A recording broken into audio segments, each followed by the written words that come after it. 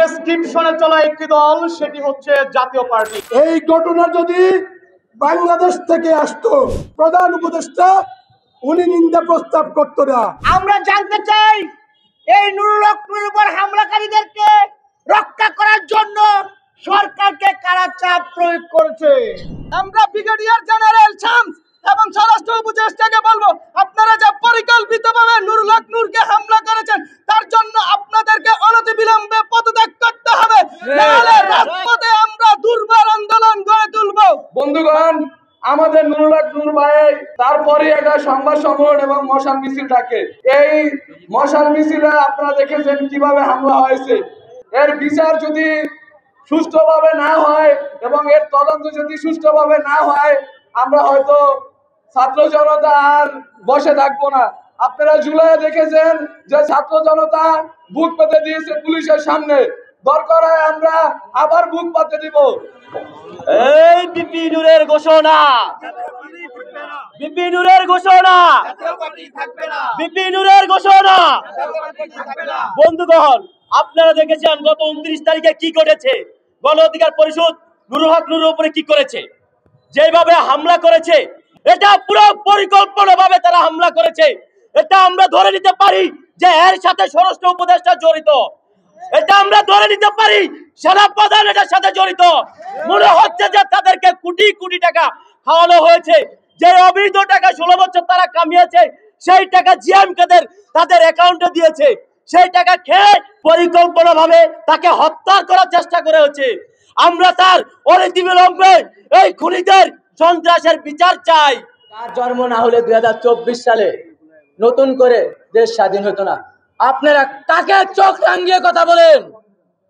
তার দিকে চোখে চোখ রক্ত দেখাচ্ছেন। আমি বলবো, এই বাংলাদেশে স্বৈরাচার শেখ হাসিনা জারক সন্তান 4টা থুয়ে গেছে। আপনারা কি জানেন কুলাঙ্গার জারক সন্তান, অবৈধ সন্তান যে আছে? 1 নাম্বার চুপ্পু সাহেব, 2 নাম্বার এই যে কুলাঙ্গার স্বরাষ্ট্র।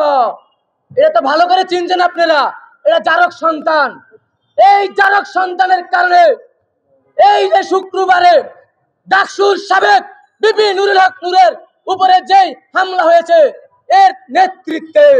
তাই আমি বলবো, এই স্বরাষ্ট্রমন্ত্রী এবং কুলাঙ্গার অবৈধ সন্তান এই ওয়াকার জামাল, এই সেনাপ্রধানের আপনারা গদি থেকে লাথি দিয়ে বের করে দিতে হবে। এরকম কুলাঙ্গার যেন বাংলার মাটিতে আর কোন একটা জন্ম না হয়। দিল্লির প্রেসক্রিপশনে চলা একটি দল, সেটি হচ্ছে জাতীয় পার্টি। এটাতে কি আপনাদের কারো সন্দেহ আছে? দেখেন, আজকে দীর্ঘদিন পরে জাতীয় পার্টির চেয়ারম্যান জিএম কাদেরের একটা ভিডিও লক্ষ্য করলাম। সেই ভিডিওতে তিনি বলছেন দিল্লির সাথে তাদের একটা মিটিং ছিল। যখন বাংলাদেশের সাংবাদিকরা তাকে প্রশ্ন করলো যে দিল্লির সাথে মিটিং এ আপনাদের কি আলোচনা হয়েছে, তখন এই জিএম কাদের বললেন ওখানে কি আলোচনা হয়েছে সেটা বলা যাবে না। ওখানে কি আলোচনা হয়েছে, দিল্লির সাথে কি আলোচনা হয়েছে সেটা বলা যাবে না। তো সাংবাদিকরা বললেন তাহলে কখন বলা যাবে? উনি বললেন তখনই বলা যাবে যদি দিল্লি জিএম তাদেরকে অনুমতি দেয়। এবার কি আপনারা বুঝতে পারছেন? দিল্লির প্রেসক্রিপশন ছাড়া ওই জিএম কাদের চলে না, ওই জাতীয় পার্টি চলে না। আজকে সেই জিএম কাদের সেই জাতীয় পার্টিকে রক্ষা করার জন্য আমার দেশের স্বরাষ্ট্র উপদেষ্টা উঠে পড়ে লেগেছে। হামলা করা আমরা মনে করি এই রাষ্ট্রের বিরুদ্ধে গভীর ষড়যন্ত্রের অংশ।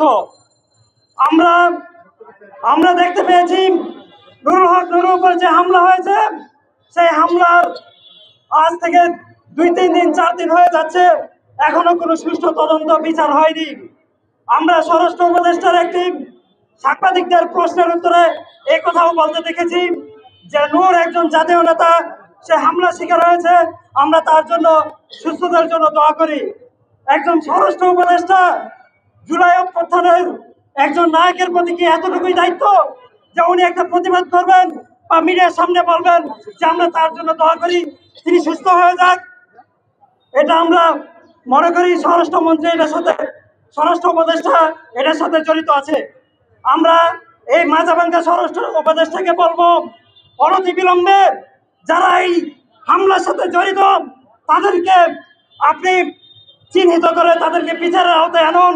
এই ঘটনা যদি বাংলাদেশ থেকে আসতো তাহলে আজকে আমাদের প্রধান উপদেষ্টা উনি নিন্দা প্রস্তাব করতো না, আমাদের রাষ্ট্রপতি উনিও নিন্দা প্রস্তাব করতো না।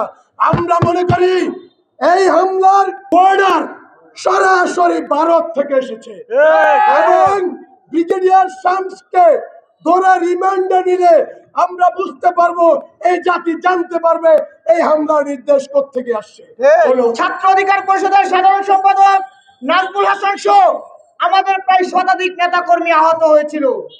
তাদের এখনো 8 জন হাসপাতালে ভর্তি রয়েছে। যারা চিকিৎসা নিয়েছে তাদের অনেকেই পা ভেঙেছে, হাত ভেঙেছে, কারো মাথায় আঘাত লেগেছে। এখন পর্যন্ত 4 দিন পেরিয়ে গেলেও সরকারের পক্ষ থেকে কোনো রকম দৃশ্যমান ব্যবস্থা নেওয়া হয়নি। আমরা গত শনিবার দিন দেখেছিলাম বিএনপির পক্ষ থেকে বলা হয়েছিল সেই ঘটনা তদন্তের জন্য একটি তদন্ত কমিটি গঠন করবে।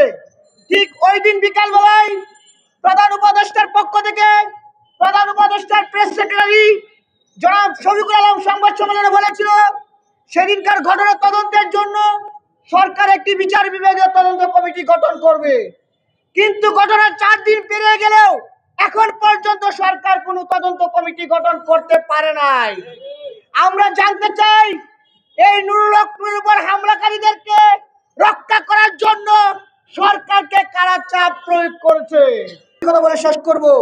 আগামীকালকে গণ অধিকার পরিষদের পক্ষ থেকে সারা দেশে বিক্ষোভ কর্মসূচি রয়েছে। সেখানে আমাদের 3টি দাবি। 1 নম্বর দাবি হচ্ছে গণ অধিকার পরিষদের সভাপতি নুরুল হকের উপর হামলাকারীদেরকে চিহ্নিত করে বিচারের মুখোমুখি করতে হবে। 2 নম্বর দাবি হচ্ছে এই আইন শৃঙ্খলা পরিস্থিতি অবনতির দায়ে স্বরাষ্ট্র উপদেষ্টাকে পদত্যাগ করতে হবে। 3 নম্বর দাবি হচ্ছে আওয়ামী লীগকে যে কারণে নিবন্ধন বাতিল করা হয়েছে, নিষিদ্ধ করা হয়েছে, ঠিক একই কারণে জাপাকেও নিষিদ্ধ করতে হবে। জিএম কাদের সহ জাতীয় পার্টির শীর্ষ নেতাদেরকে আটক করতে হবে। ধন্যবাদ সবাইকে।